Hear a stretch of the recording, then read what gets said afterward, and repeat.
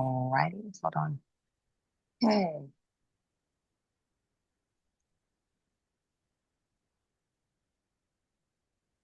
All righty, we're going to go ahead and start this meeting at 12:11 p.m.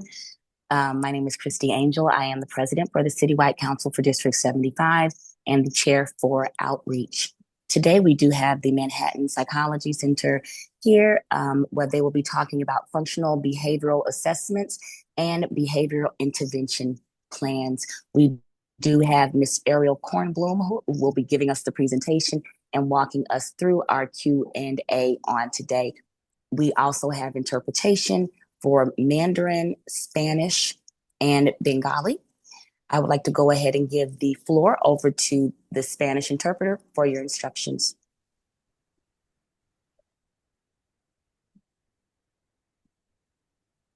Hola, buenos días. Si alguien desea interpretación en español, por favor marque de su teléfono 347-966-4114 y cuando se le pide el código para entrar, este es 606-651-599, símbolo numeral. Otra vez marque de su celular 347-966-4114 y el código para entrar es 606-651-599, símbolo numeral. Y por favor mantenga su micrófono apagado hasta que se le pida o dé permiso para hablar. Gracias. Thank you so much, Mandarin interpreters. You now have the floor to give your instructions. Hello，大家好。如果大家需要中文普通话翻译的话，请拨打电话3479664114，有受益 ID 会议号码180576439，井号键。重复一次电话3479664114，受益 ID 会议号码180576439，井号键。谢谢 ，Thank you。Thank you so much, Bengali interpreters. You now have the floor to give your instructions. প্রিয় বাংলাভাষী দর্শক, আপনারা যারা এই অনুষ্ঠানটি বাংলায় শুনতে চান, দয়া করে আপনারা 347-966-4114 এই নম্বরে ডায়াল করুন এবং এরপর আপনারা 7907888134 ডায়াল করে হ্যাশ চাপুন। আমি আবারও বলছি, প্রিয় বাংলাভাষী দর্শক, আপনারা যারা এই অনুষ্ঠানটি বাংলায় শুনতে চান, আপনারা 347-966-4114 নম্বরে ডায়াল করুন এবং এরপর আপনারা 7907888134 ডায়াল করে হ্যাশ চাপুন। ধন্যবাদ। The Bengali announcement is completed. Thank you all so much. Ariel, you do now have the floor. Okay, good morning. Oh, good afternoon, everyone. Thanks for having me. So today I'm going to talk about functional behavior assessments, or FBAs, and behavior intervention plans, or BIPs. So usually the way I do these is I'm going to save time, or I'm going to try to talk fast so we can save time at the end for questions. So if you do have questions, you can write them into the chat or just save them for the end. So what are we going to talk about today? So we're going to talk about what FBAs and BIPs are, right? What are the legal clinical foundations for these assessments? We're going to talk a little bit about how an FBA is conducted, right? What happens? What are the pieces of it? And what are we looking to gain from it? And we're going to do the same for BIPs. And we're going to talk about implementation and progress monitoring. And these things are really important because FBAs and BIPs are not one-time assessments. They are ongoing, and it is so important to understand that when you are analyzing and assessing whether a behavior intervention plan is actually effective. So what is an FBA? So let's start a little bit with what it is. FBA is a functional behavior assessment. And very simply put, it is designed to get at the why of behavior. So we know, for example, that if I, hit someone, what that is, right? It's objective, it's measurable, I could see it, I could talk about how many times it happens, but it is not clear just from watching someone hit another person why that is happening. So the purpose of an FBA is to understand the why, or the function of the behavior. And it is rooted in behavioral science and behavioral theory that all behavior serves a function, and it can be understood through the context of when it happened how it happens, what it looks like. And those are the clinical foundations of why we do it. It is a precise analysis of behavior in different environments to figure out the why. Now, what are the legal foundations of it? So an FBA is mandated under IDEA, which is the federal education law that guarantees access to services and to a public education for students with disabilities. So it is mandated in any case, and this is, I want to be super, super clear about this because oftentimes there is this misunderstanding that FBAs exist for behavior that is super duper challenging, meaning it's really aggressive or really destructive. And that is when we are doing FBAs and BIPs. And that is simply not true. If there is any behavior at all that gets in the way or poses a barrier to learning in the classroom, that can be analyzed and we can create a plan. So if you have a child who exhibits behavior and the school says, well, it's not severe enough. This just happened to me at an IEP meeting just last week, so it's top of mind that the behavior is not severe enough to warrant a behavior intervention plan. That is not true. Any behavior that limits access to the curriculum in the classroom can be analyzed and plans can be created. So an FBA is the precursor to the plan. It's just the analysis, and the ending goal of it is to come up with a hypothesis as to why the behavior is happening. That is what gives us the roadmap in order to know what to do about it. So, understanding why a behavior occurs is the foundational piece here. It can be used with any age group. We can analyze all of our own behavior, right? So all behavior is susceptible to these environmental contexts. So any age group, any disability category, any setting, behavior can be analyzed in all of these places. So why do we do it, right? Why do we do it? So I'm going to go back to this example of hitting, right? If I choose an intervention just based on the fact that I saw a kid hit another kid, and it's not matched to the function of that behavior, I'm going to be throwing spaghetti against the wall, seeing what sticks. It's not purposeful and it's not exact at all. So for example, I might hit another kid because I'm trying to, get them to stop doing what they're doing. I might hit another kid because the teacher just gave me a math sheet and I don't want to do this math sheet, so I know that hitting another kid will get me out of it. These are different functions of the behavior. They warrant different interventions. So they are significantly more effective than just generic strategies. And a point about that I do want to say is positive behavior supports, which are mandated to be embedded within any educational environment, are important. And those are a little bit more generic. And those should be a foundation. And an FBA and a BIP is designed for individual, right? This is not a classroom-wide intervention. It's for the individual. Again, mandated by federal law, IDEA.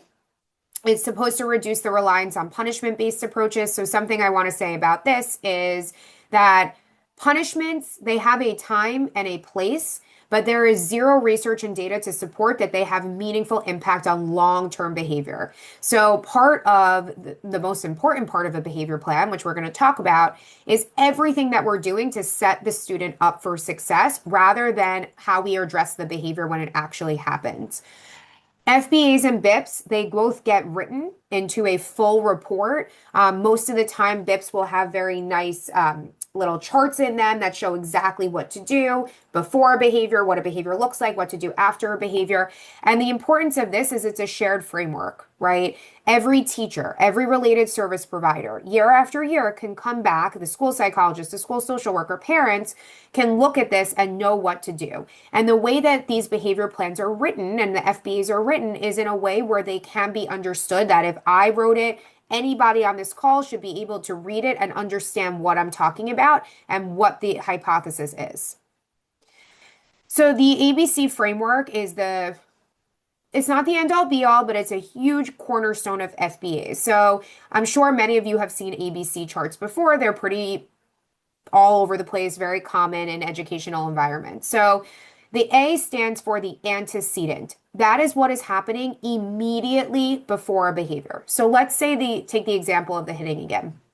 And the one with the teacher giving the math sheet, right? The antecedent would be the teacher putting the math sheet on the student's desk. The consequence is what happens after the behavior. So consequence in this sense, it does not mean a punishment. It just means anything that immediately happens after. So let's say after the hitting happens, the teacher sends the child, out of the room to the principal's office, right? Super generic, punishment-based, very traditional behavioral methodology. That's what they do, right? So essentially, that's the consequence. The behavior is what actually happens, right? The clinical term for it is the topography, but it just means what does it look like, right? And we want to know different things about it. The frequency, which is how often, the duration, how long it lasts, and the latency, which means the time in between the demand being given and the behavior happening. So if we take rows and rows and rows of qualitative data, right? So it's anecdotal information, ABC charts. The role of the clinician is to analyze all of that data to understand why it's happening, right? So that is our function. There are 4 major functions that we talk about all the time. The first is attention. That can be access to either positive attention or negative attention from either peers, adults, anyone. The second is escape or avoidance. I am engaging this behavior to get away from something, to escape something, to avoid something. And that could also be related to anxiety. I do want to mention that. The third thing is access to something, either an event, a thing, a person. And the fourth is it's a sensory thing, meaning, and the sort of litmus test for this is, would this behavior happen if this student was in the room all by themselves, right? It has nothing to do with anyone else or getting anything or doing anything. So behavior is communication. It is always telling us something. Behavior does not occur in a vacuum. It's not just random. It doesn't just pop up. With analysis, we can always figure out the environmental context that is creating the moment where this behavior can happen. So the hypothesis will drive everything, right? So if our hypothesis is that this behavior, the function of this behavior is attention, then our interventions will be centered around attention, and the same for the other functions. So how do we conduct an FBA? So a thorough FBA has a sequence of steps, and really what we're looking for is data that converges on a hypothesis. Now, the people who can do FBAs, BCBAs, Board Certified Behavior Analysts, they are the ones who have the most training in this, but also school psychologists do and some special educators do. So that's important to know as well. Ooh, okay. So we're going to there's a couple of different things, indirect and direct things that we are analyzing. So indirect is like interviews and rating scales and things like that, talking to teachers, talking to parents, talking to related service providers. And then we have direct observations across settings and times, right? Like I want to see, structured activities and 2 transitions from 9 a.m. to 11 a.m. I want to see lunch. I want to see recess, right? You want to see the student in different environments. Then we take all the data, the indirect and the direct, and we identify the patterns. So basically, the clinician is going to be piecing all the things together, creating a hypothesis statement that links the ABCs of the behavior. The next step is to write the report. So the report will have a full history in it, educational history, medical history of the child, where we're at, what is the related, the referral concern. It will have all the rundown of what happened during the observations, the ABC charts, etc., and it will show the analysis. So the point of that is that anybody can read it and understand how we got from point A to point B here. And then after that, the hypothesis from the FBA goes to inform the development of the BIP. Once we have the BIP, the most important thing that happens is we settle on how to collect the data for that behavior intervention plan, how we are going to revise it as needed, how often the team is meeting. I'm saying that this is really an important piece of it, almost the most important piece of it, is because you could create a fantastic FBA and BIP. It could be amazing, so beautifully done, really on point as far as the analysis is concerned. But if there is not treatment integrity on the ground with the people who are actually implementing the plan, if there's no good ongoing data collection, if things get missed, if there aren't scheduled meetings, if the plan isn't evolving to meet the needs of the child, then it's not worth the paper it's written on.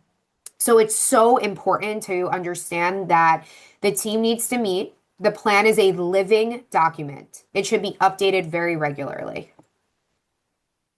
So indirect methods that you might see, again, interviews, and then also these rating scales. So motivation assessment scale, the FAST, the QABF, all these things get at why the behavior is happening.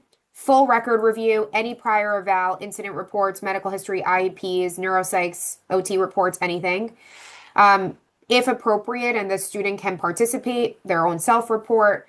Scatter plot data gives time of day, like I was talking about. We want data from different times of day, different structured versus unstructured, morning versus afternoon.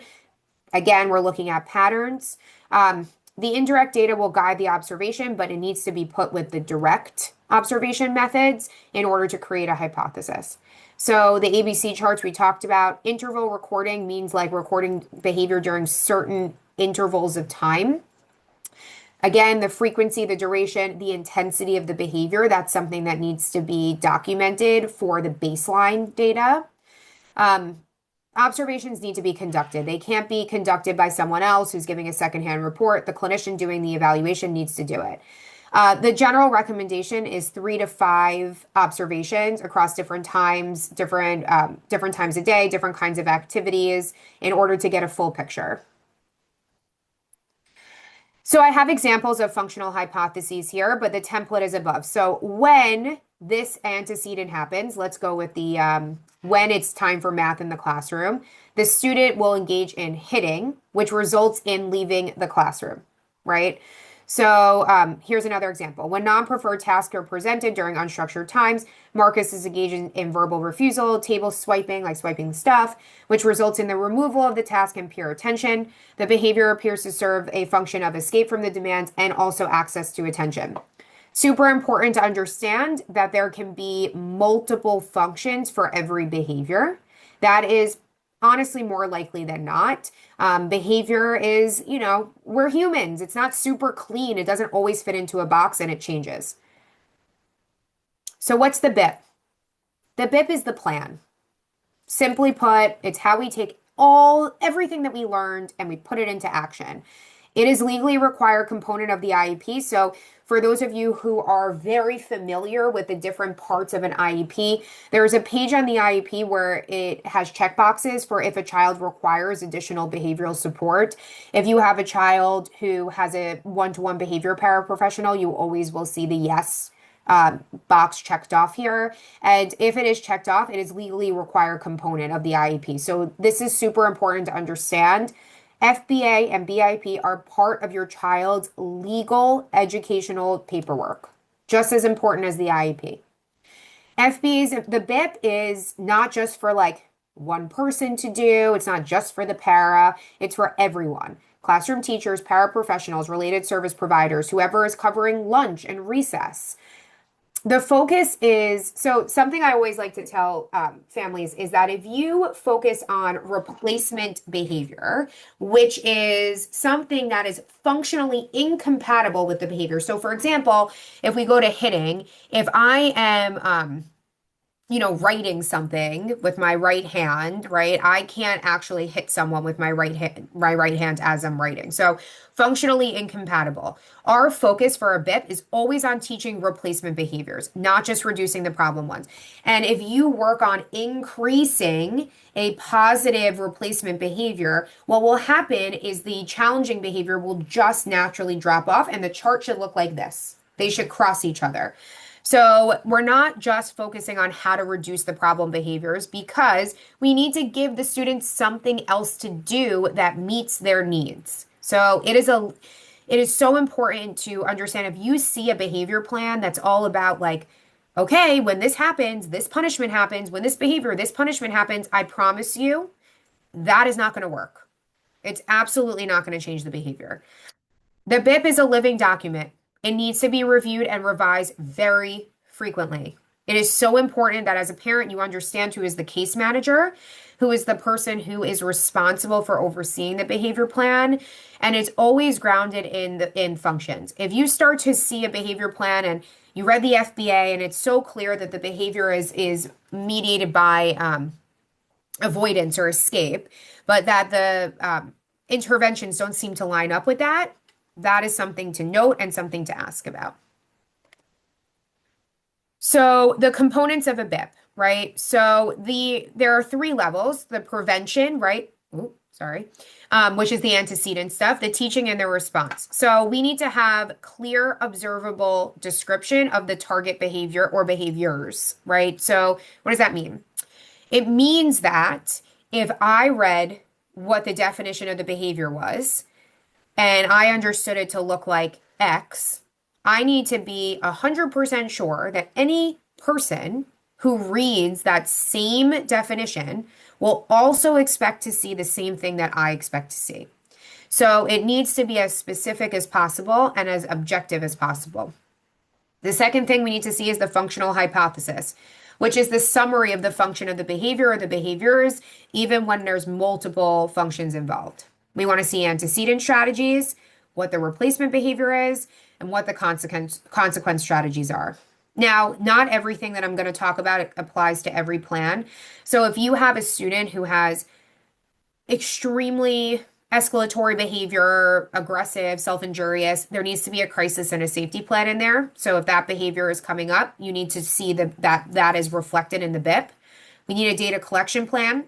We need a generalization plan. How is this behavior going, the replacement behavior, right? Always the replacement behavior going to be generalized across different teachers, different settings, different times a day.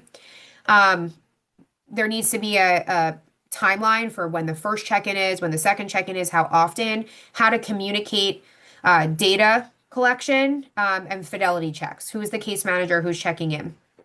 Something that I really want to say, so just for a little bit of context, I'm obviously a psychologist and a BCBA. I have written hundreds of behavior plans, and the devil is in the details in these things. Things fall apart because there isn't a plan for how things are being communicated and who is updating the plan.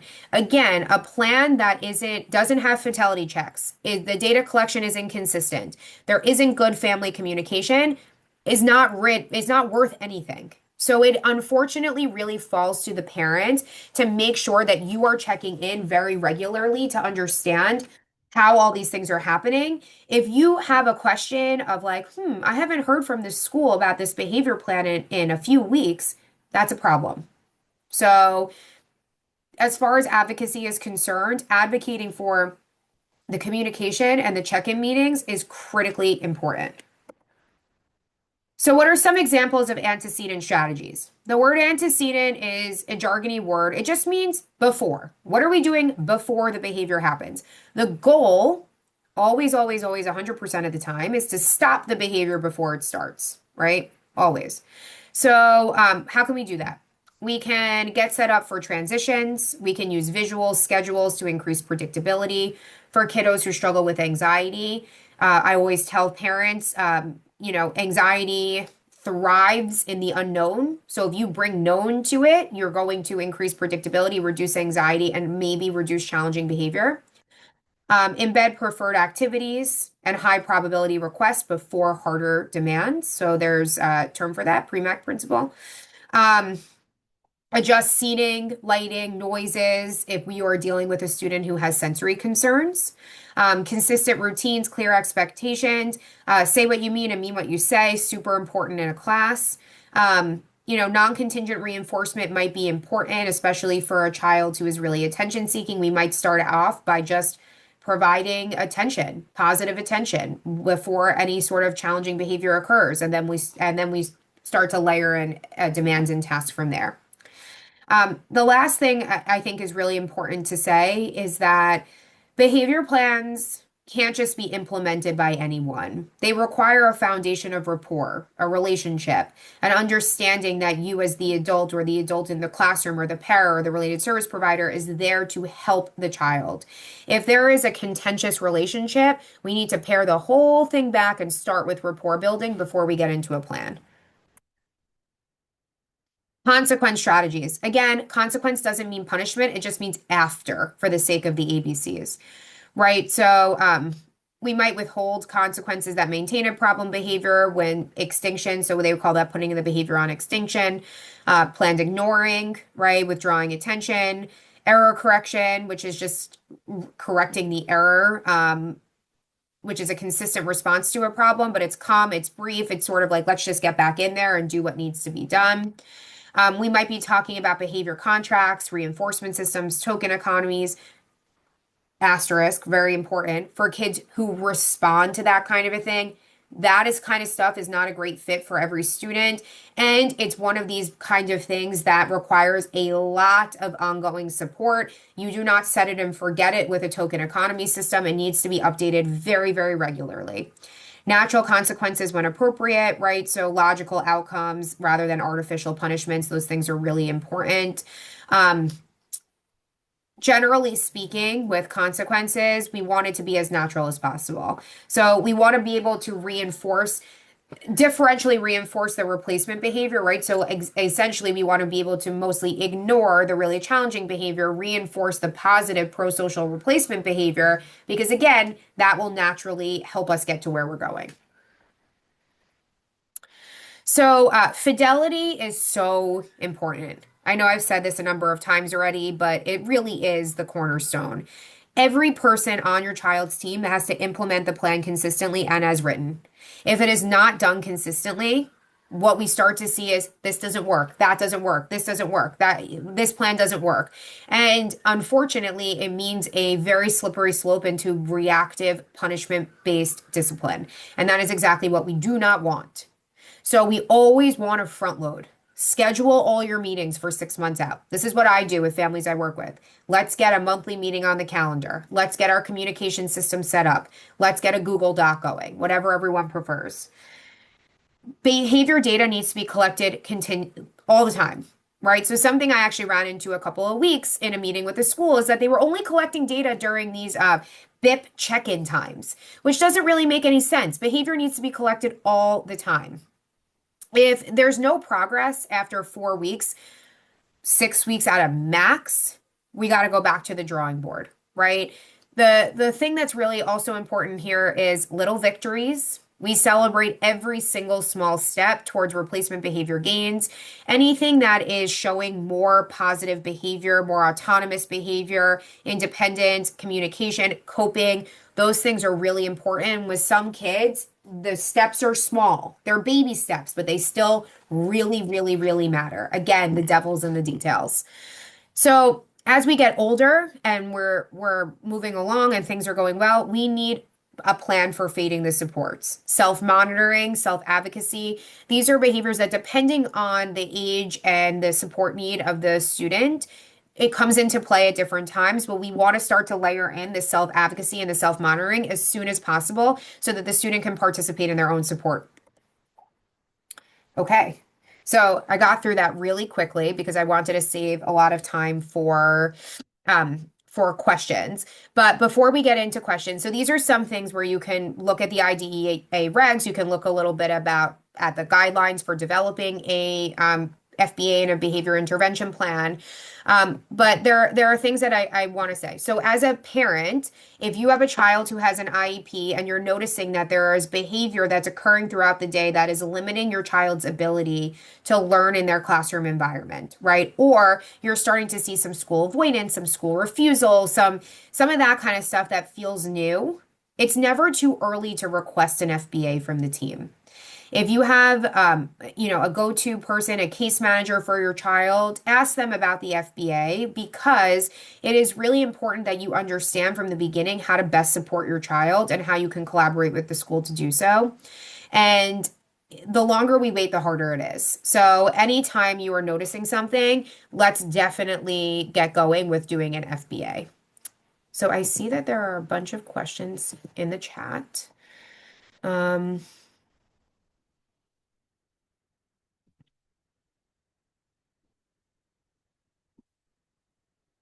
Oh, I'm sorry. I just saw the one about pacing yourself. I understand I talk fast. I apologize. If I missed something for any of the interpreters, please let me know and I'm happy to repeat it or send this along. So first question, at what point, based on FBA data and student need, is it appropriate to recommend a one-to-one para as part of a BIP? And what criteria or indicators should be used to make that decision? This is a fantastic question. And what I will say is it depends on a lot of factors. If your child requires a behavior intervention plan that has lots of oversight involved, right? So check-ins every period, transitional supports, things like that, and you know that the teachers cannot provide that, then a one-to-one para is indicated. I would say more often than not, for an individualized behavior intervention plan, we do require at least a part-time paraprofessional to make sure that the fidelity is there. That is certainly something that can be weaned over time. Back to what I was talking about the generalization is that eventually we want to be able to transition the oversight of the plan and the implementation of it from a paraprofessional to more of the teaching team. So I would say usually at the beginning, if it's the first time or if the behavior is super severe and very impactful, then definitely the one-to-one para. One more note on paras. They will need to be trained on how to implement the behavior intervention plan. And something that I have noticed so often in my meetings with schools is that the team will be at the meeting. So like the school psychologist, the social worker, the special educator, the parent, but the para is often not there. So it's so important to advocate for the paraprofessional to be able to attend a meeting so that you can really hear from them. Okay, I'm just reading the next question. What happens if over time, even with an IEP and a behavior plan, a child's behavior doesn't improve enough and more violent behavior occurs that really prevents learning from happening? What else can be done? At that point, my question is about the fit of the school environment. Is the school the right fit for the student? Is it the ratio? Is it the classroom size? Is it the training of the teachers, the modalities they use? I would really be thinking about that if you're noticing that a behavior plan is not effective. A behavior plan is not a way out of a not a great fit in a classroom. So if the student is not a great fit for the school environment or for the program and behavior starts to happen, a behavior plan is not going to fix that. So we do always want to be assessing, which we do through the FBA during the observations and the interviews and such, whether or not the school is a good fit. And second, if there's something else that can be modified within the program itself that can help. So some kids start with different choices during specials and things like that. Okay.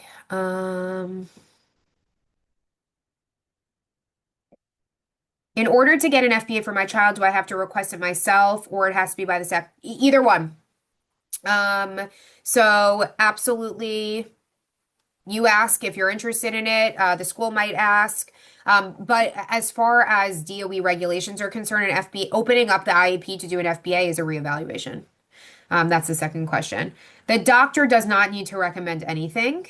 You as a parent have a right to request reevaluations for your child as often as needed, as well as many IEP meetings as needed.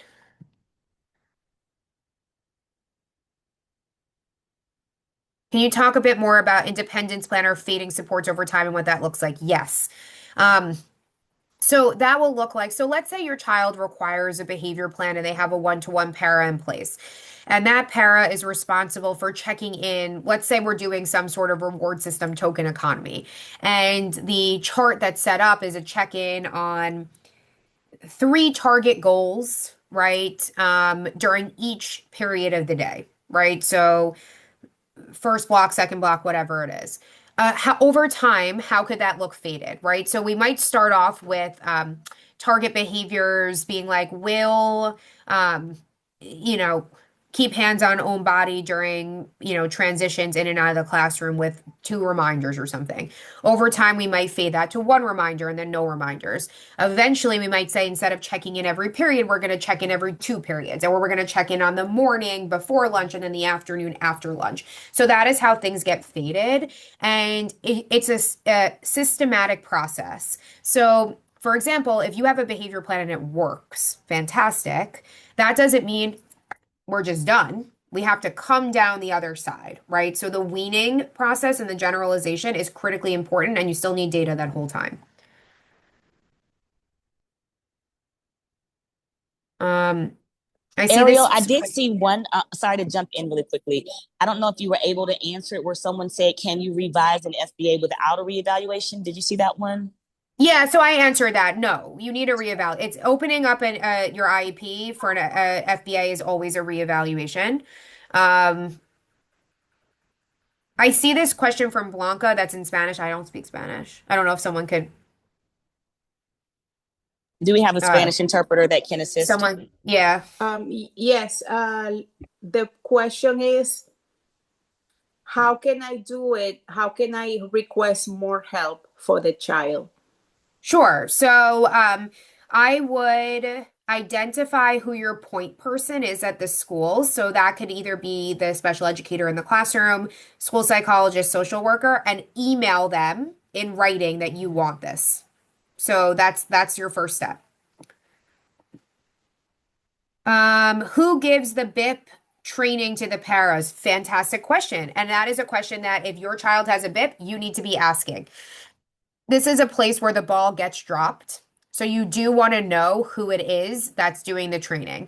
The training should be the person who wrote the plan, the case manager, which is likely going to be the counselor, the school psychologist, or the special, there's sometimes a special educator that has oversight in a school. It could also be the special educator in the classroom, but I found that to be less often that to be the case. And you want to know how they're being trained, when they're being trained, what the training looks like. Very important. Does having a BIP have an adverse impact on child's chances of securing a job later in life? No, just the supports they need in order to make progress at school, right? So our whole goal for children in school is for them to be able to learn, not just their academic skills, but for them to be able to have autonomy and independence and choice and learn daily living skills and social skills. And the purpose of a behavior plan is to reduce the barriers to doing those things. So school is not simply about just math and science and reading. There are all these other skills that are embedded within IDEA, and the behavior plan is designed to access those things for the student. If anyone wants to unmute and ask a question, that works too. Someone said, can you come to an IEP meeting for my son? Do you do that? You are I do clearly an that. I do that. I do attend IEP meetings as an advocate for families. Actually, that's a really good point. Everyone on this call should know you are allowed to bring whoever you want to an IEP meeting as long as you tell the team that you are doing so. And I actually recommend it. For transparency's sake, I bring someone to my own child's IEP meetings, and I've been doing this for years. It is really important to have an extra person there who understands the lay of the land and can help advocate and can also just help you stay focused. So yes, I do attend IEP meetings as an advocate, but there are also many other providers and there are advocates that do as well, in general. So we should be able to get everyone a list. I'm going to send is my email not in there? No, but I'm going to forward this PowerPoint to Christy, and then Christy, you can share my email if you want. Absolutely. I wanted to ask, there was a second part of that question. If you couldn't come to the IEP meeting, do you look over or can you review a child's BIP to give input? Yes.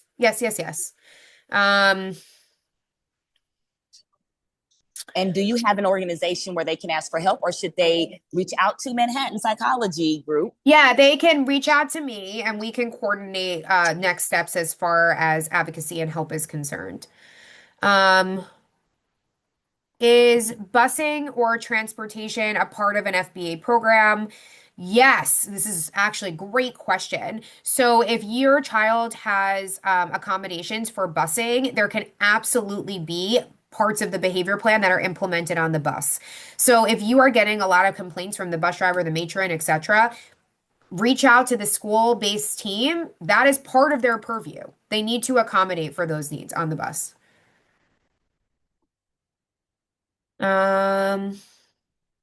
Yes, we will share the PowerPoint and the recording, right, Christy? You're going to share the recording? Yep.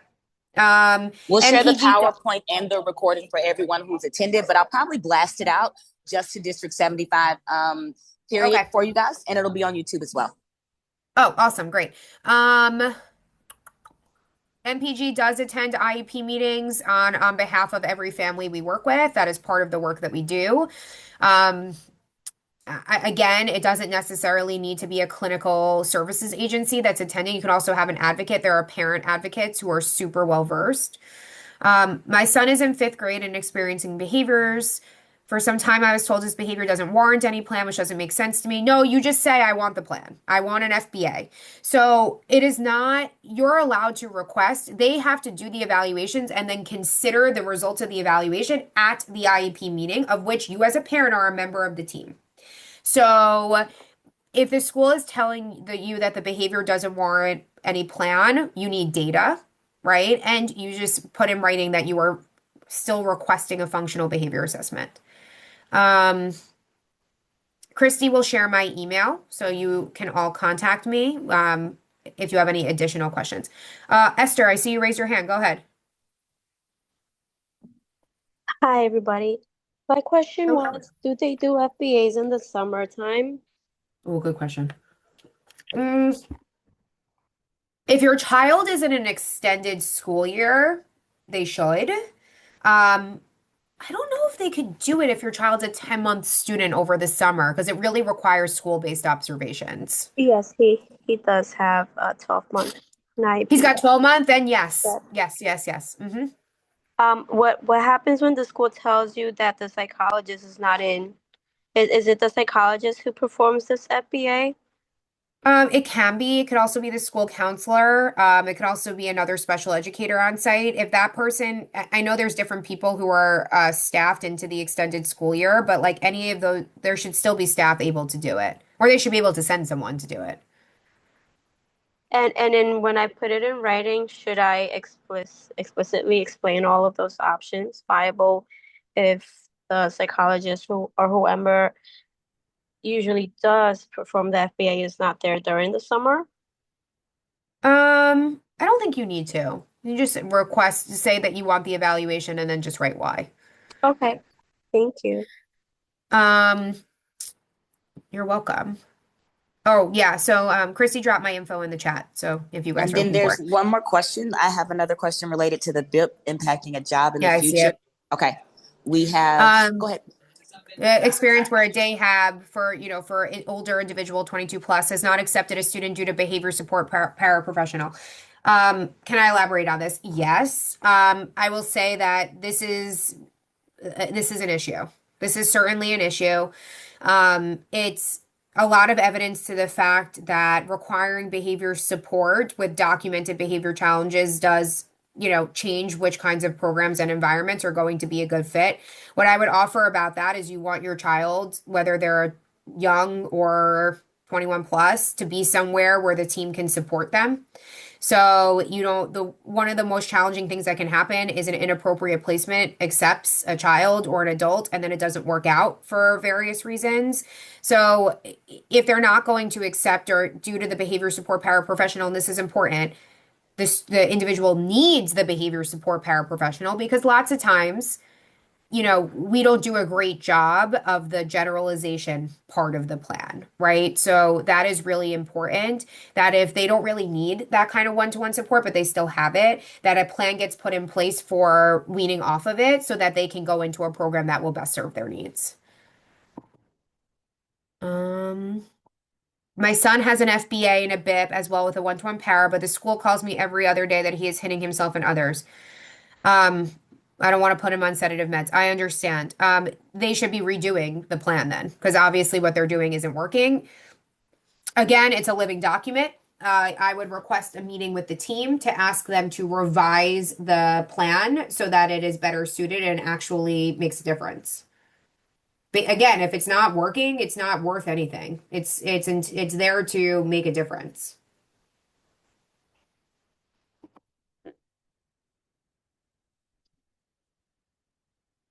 Anyone else?